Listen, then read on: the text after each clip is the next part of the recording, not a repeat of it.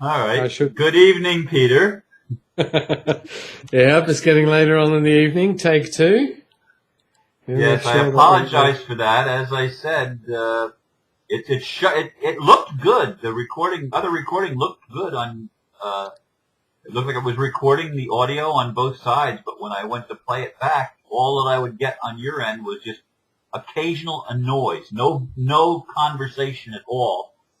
I could hear me, even though my picture was frozen. I could hear me, and I could see you, but I couldn't hear you.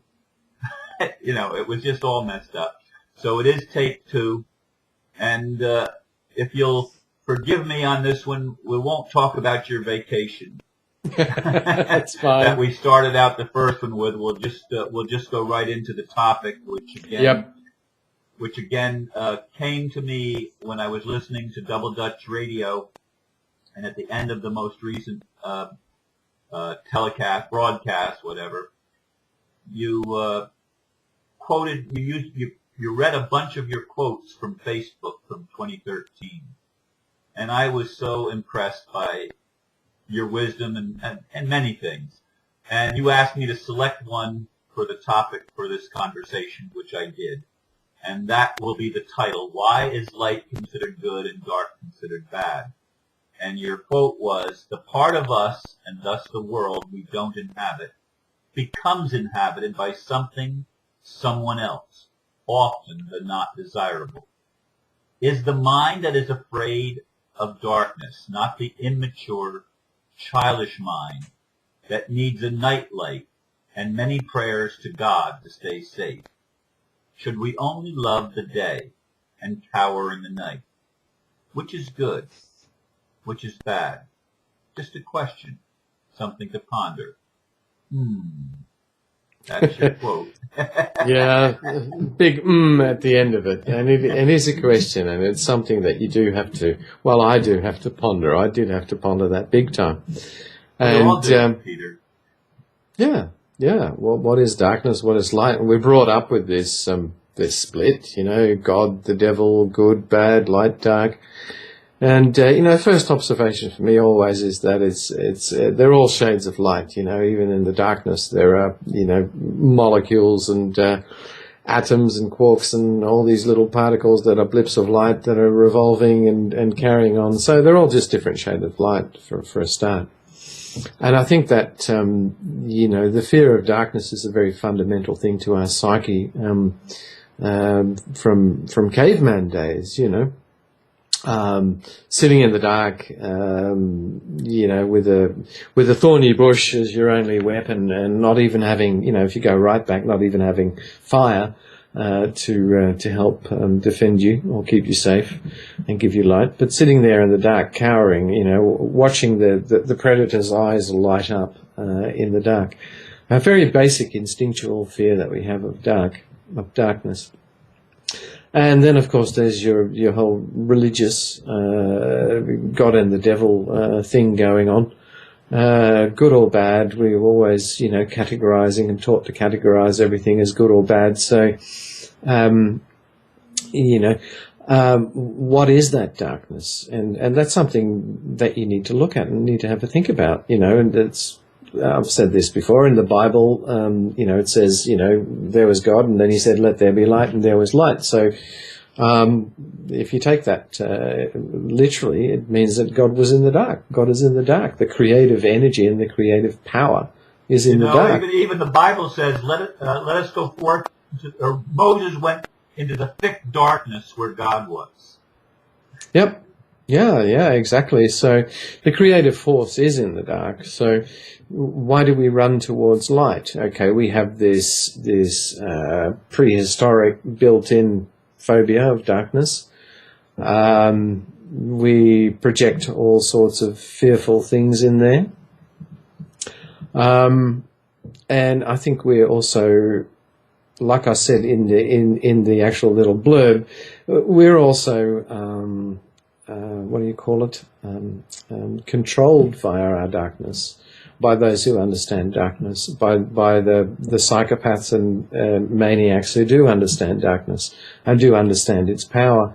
And we're made afraid of our own darkness by this whole God and the devil concept. And, Washington was designed by the Freemasons. So when you walk in there, all the power is evil, and look at all the symbols. And, these are satanic symbols. These are good symbols, the 5-pointed star with the single point up. And this is the bad symbol, the pentagram with the point down. It's the horns of the goat of the devil. All that sort of stuff. They've taken steps because we've instinctively run away from our place of creation, which is our darkness and our power, and they've nestled themselves in there. They're well aware of that creative power that lies there, and they use it against us. And of course, they've made us afraid, so that with all these stories and mythologies, and they're playing into our primal fears, they've made us afraid of it. We won't go back there, because when you look into that darkness, there is the devil. There are all the good symbols turned upside down in bad symbols, and all the energy is bad. And when you transcend that level of duality, you see that everything is just shades of light, and there is really no good or bad. There is energy that you can work with, and you're a conscious creator, conscious co-creator, and you create with that energy. And the dark really is what fuels the light. When you look at Nassim Haramein, for instance, who's one of the contemporary philosopher, physicists, he's talking about the inflating of the balloon, and they say, well, the scientists are saying that the universe is like a balloon which is inflating, and you've got coins glued to the balloon, and they're the planets and the galaxies, and they're going further away from each other as the balloon gets inflated. And he's saying, well, there's something that is deflating in order to inflate that balloon at the other end of it. And that's what the darkness is. It's the fuel that fuels the light. And in the darkness, all the forms are created that the light delights in, basically. And so what you have is that, going back to the analogy of consciousness, you have your subconscious, which is your darkness, not your daily awareness or consciousness. And you have the light, which is your normal cognitive consciousness. So do we create with our daily consciousness, or do we create with the subconscious? Well, we create with the subconscious, and there's plenty of research that's been done that underpins that. Scientific research, that, brainwave research, all that sort of thing, that proves that we are thinking with our conscious mind that we're making a choice to do something, pick up this glass and have a sip. But that choice has already been made. That choice has already been made before that thought occurred to me to pick up that glass and take a sip. All the brain activity that precedes that choice has already happened. That's what modern brainwave research shows us, and neural activity that goes on. So, well, even The Secret Life of Plants, if you intend to light a plant on fire, it reads that before it happens. When you think it, the plant knows it. Yep, or even before you think it, really. Well. it probably goes deeper than that. We are actually ruled pretty much by the programming in our subconscious. And since we have become afraid of our subconscious, afraid of that power that's in there, and that fear has been exploited, and it's become so entrenched in our whole way of thinking, this judging of good or bad, and evil and God and the devil. We are afraid. We are afraid of that power. And to be a creator and to have power means that you also have an awesome responsibility that goes with that. And I think that somewhere in our psyche that fear is also present. That's why we tend to give away our power to others so much, be they, cabal, politicians, doctors, gurus, priests, popes, whatever. We tend to give away our power because I think we're at some level we're afraid of our own power. I think we all know that we have that power. And that keeps it in the subconscious realm as well, because it's sort of subconscious. It's kind of ruling me. I don't really have to, assume responsibility because it's all just kind of happening.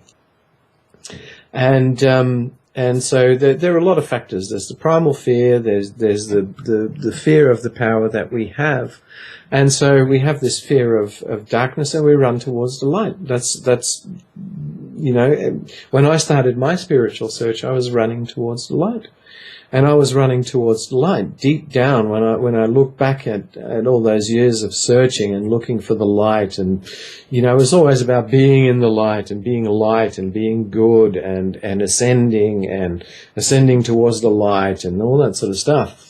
But when I look back at my own development, what I was really running away from was my own darkness inside, that which I had judged as being bad inside myself. And that part of me was awesome, powerful, and really, really scary. And there's a seduction in that dark power. There's a reason why a psychopath becomes a psychopath, because in a dark way it kind of feels good. And then, that's what was happening to me, that there was an enormous amount of power in my dark side, which I couldn't accept and that I was afraid of. So I started a spiritual search to go and find the light. And that's exactly how the system is stacked up against us psychologically, that we start looking for just light. And it comes back to, are we a child with a night light? Do we have to cower in the night and only love the day? Do we have to have the nightlight on to sleep? Can't we sleep in the dark? Are we afraid of what we see in the dark? And yes, we are afraid of what we see in the dark. And because we are afraid of what we see in the dark, we start to self-censor. We start to self-censor, or we allow ourselves to be censored and controlled by another. But basically we start to self-censor. And when we self-censor, we are building up, we're using the energy of our natural impulses, our dark emotions, just as important as our light ones, and they're just as much part of our information system, if you will, our spiritual information system. And because we're repressing them, we're actually repressing a part of our essential spiritual energy and spiritual power. And so we create entities within ourselves that repress these dark feelings. I feel anger, I feel hate, I shouldn't be feeling that. That's what the light tells me. So now I'm creating blocks, and I'm building like layers of an onion. I'm building up layer and layer and layer of self-censorship. And then because I exhibit dark behavior, other people censor me, so I have social pain from other people, from my parents, my siblings, my friends. They don't like it when I get angry, and so I start building up all these different layers of protection until you're so protected that you smother yourself, and that's what I call ego. Ego comes out of your pain and it comes out of your fear, and so subconscious layers are created to somehow diffuse the impulses of spirit that you are getting, that you're interpreting as bad because they're dark. And so we diffuse all this energy into all these layers that we create, and that's what we call ego. And then before you know it, we're crushed under that protection. We're crushed under that self-censorship. All spontaneity flees from our lives. And we become very dictatorial and very controlled, and we do that within ourselves, and then collectively we manifest that as a government or a cabal or an oppressor or a dictator. We do that individually within ourselves, and we do it collectively as a society. So or the fictional person known as the corporation. Yeah, exactly right. And what's the corporation supposed to do? It's supposed to make sure that we've got income and it's traded on the stock market and, all these things that you can do to put away money from when you grow older. And there's nothing wrong with looking after yourself, don't get me wrong, but it is, corporations are the weakest parts of humanity because it's people's fear of the future getting together to make sure that they have enough, and that then excludes other people from having as well.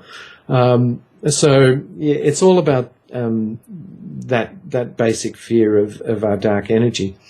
And for me, it was a big turnaround when I started to look back at my life and just got that insight that was always what I was doing, always running to the light, always afraid of what was in the dark.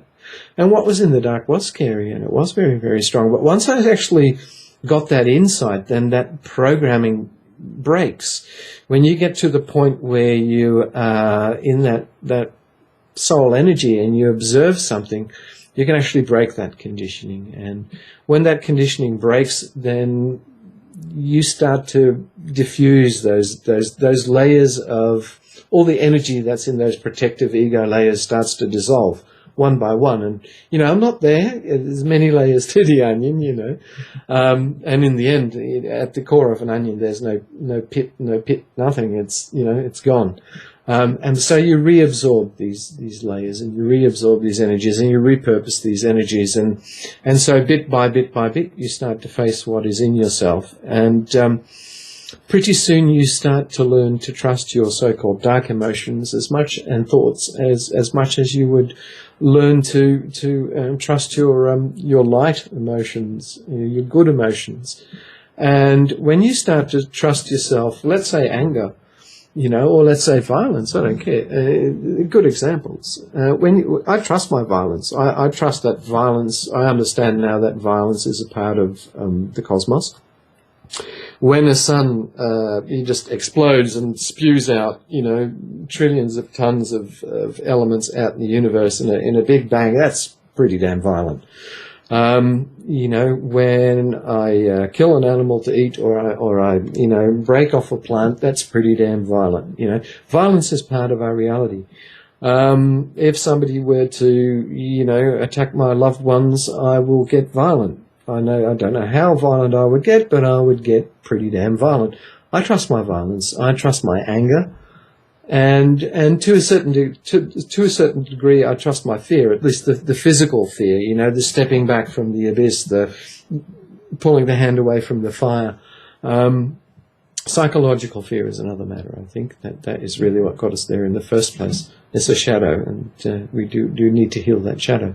So I think it's about healing yourself, becoming one with yourself, getting back to that place of balance, and you really need to do that by being inclusive of your dark side as well. And as you peel back the layers, you become more and more comfortable with your dark side, and you see that the explosive power of that sun, spitting out all those elements that this planet and you and everything else is made of, that violence is natural and it's good.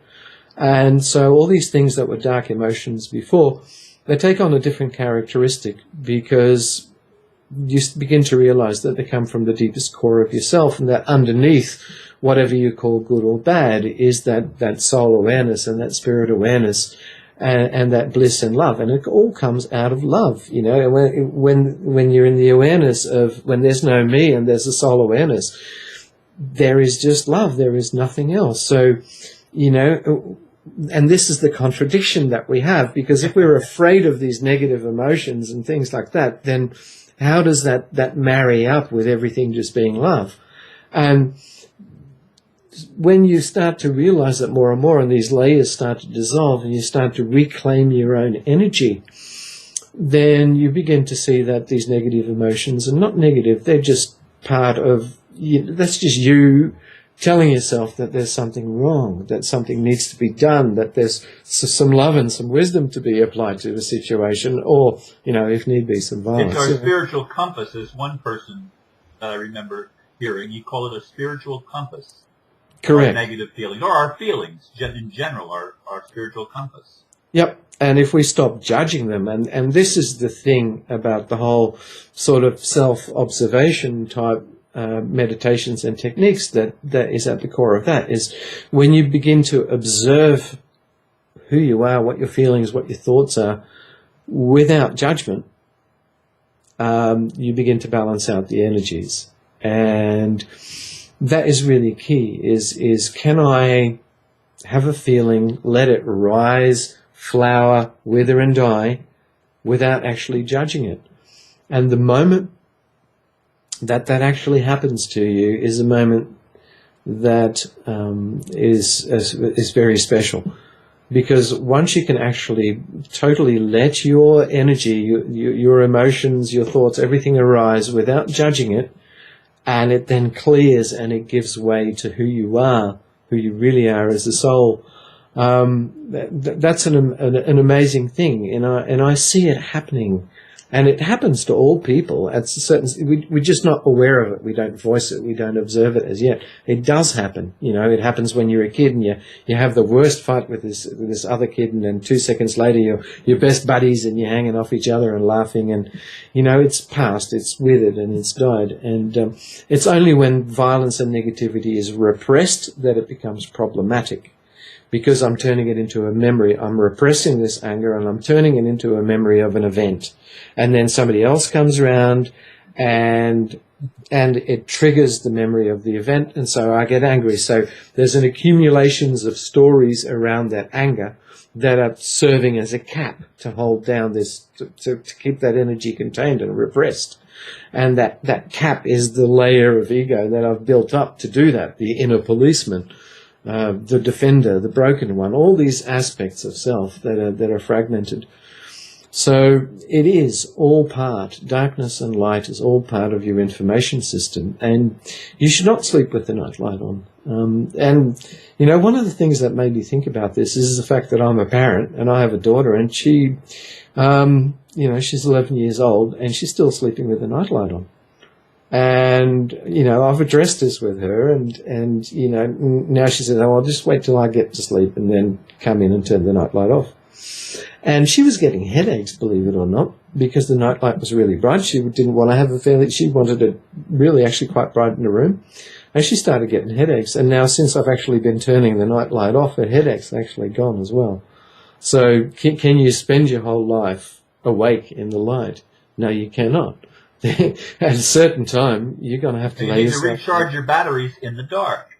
Yeah, you do. You lay yourself down, you fall asleep, and you surrender yourself to nothingness and darkness, in which, you know, in which all creation is possible, you know. And so, yeah, it's something that we all need to think about. It is, yeah, something to think about. What is light? What is dark? What is good? What is bad? There is only that which we're afraid of and that which we're not afraid of. In take one, Peter, we talked about the collective aha moment, and you mentioned something about how we get abundance. And I'd like you to, if you can possibly rehash some of that. I know we can't exactly create what we did in the other take, but can you remember anything from that conversation? Yeah, I probably can. I mean, that collective aha moment we were talking about is that moment where you actually observe and let things flower, and then you see things for what they are. And in doing that, a lot of that negative programming is removed. And that's an aha moment that I know exists, because I know that myself and yourself and a lot of other people have had that aha moment, and you know, still having aha moments like that. And that's where you get to a point of insight. That's where that self-observation gets you to a point of insight or inspiration or intuition, whatever you want to call it. And that's the aha moment where you begin to realize who you are. You actually see that you're not about those stories about yourself that you've hung on to, these emotions, but that you are actually the energy that's behind all of that, and that you are that abundance, and you are that freedom. And, you know, you can talk about all sorts of, you know, freedoms and sovereignty and pieces of paperwork and legislation and whatnot, but until you are free from your own fear of yourself and your own fear of darkness, which, you know, projects fear into the future and grabs fear from the past, you're not free. You know, you're really not free by making pieces of paper. You're free by becoming psychologically and spiritually free. And when you're free, you're abundant. You are freedom. You are abundance. And of course, underneath it all is the building block of love, which is what the whole universe is. All energy comes from love. The first energy is love. End of story. That's how simple it is. If I got to say, well, anything that I know is that, well, when I'm in that state, I'm love. I know that.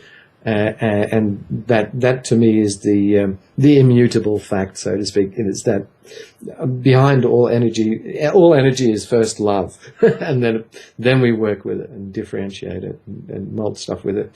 So this love, this energy, is freedom also. It is abundance also, and this is what we're shifting to. This is the aha moment that we are having slowly in time. in three-dimensional world, time goes slow. So like we said before too, we've had it at a higher level, but it's now working itself out in linear time. This aha moment is all about that abundance. It's all about seeing that we are abundant. We are abundance itself, like the universe is abundant, like the planet is abundant. When you see that you are free and that you're abundant, you're quite happy to share because, you know, you're a happy chappy, you're a happy person. And you don't need to compete to get what you want. Exactly, and you don't have to exclude to get what you want. And this is the model we've had. The model we've had is abundance through control. And abundance through control means that I suppress all my own emotions and everything I feel and everything I want just to go and get this job and get this money. And the total psychopath, controls much more than, controls governments, not just people. They control slave labor in China to exploit people to make money. So when you get abundance through control, there is an abundance for a very small percentage who own the largest percentage, and the largest percentage of people don't own anything, which is what we've got right now. We've got abundance through control, and we're taught control, we're taught self-censorship, self-control, to be afraid of this darkness that we need to control. And the aha moment is really getting to know yourself, who you really are, and at a soul level you do that. And, I hate kind of using the word soul, but I've got to name it something. At a soul level, you do realize who you are, and you do see that you are love, that you are abundance, and that you are freedom. You don't have those things. You are those things in that state. There's nothing else but those things. It's what you are.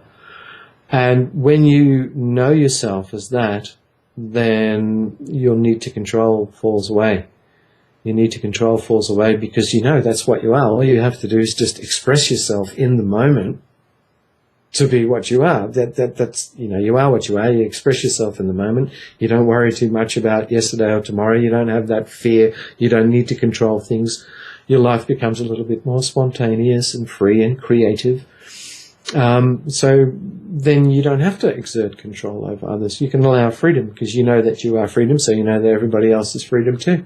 And so we reach that point of unity where we totally allow each other to be an individual and to be totally free because we can trust. We can trust both the dark and the light sides of ourselves and therefore in others as well. So we manifest this abundance collectively as well. And it's about having that aha moment of, I know who I am now. And I know what parts of me make up me. And it's this journey of learning about yourself.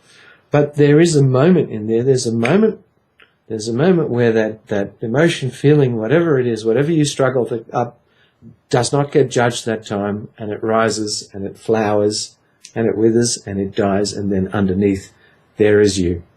And those moments will come more and more and more and thicker and faster. But that collective aha moment is now playing itself out. And we're going to move from control to freedom. And, freedom allows everything to exist, including light and dark. I think that's probably, getting there. Well, we are both this and that. Yep. And we forgot that in the other one. Maybe that's why it didn't work, because we forgot that part. Because all of our conversations have both and. They got to have both and we are both and it's all good. You don't have to judge it. So I think we'll leave it there for now, and we'll come up with another topic very soon for another one. Okay, thank you for staying up so late, and I hope the audio and everything works well when I go to play this back. At least I know my video, the camera stayed on this time. That's good. Yep. Last time I was looking at your frozen picture, and it was at a really strange sort of an angle with a really strange expression, and it was like, oh my God! So I lost my way a few times in that conversation. Anyway, I wasn't too happy with it, so I'm happy to have redone it. So okay, thank you, Peter. Yeah, thanks for having me again, and everybody, thanks for listening and looking and listening to me rant on, and see you next time. Namaste. Namaste.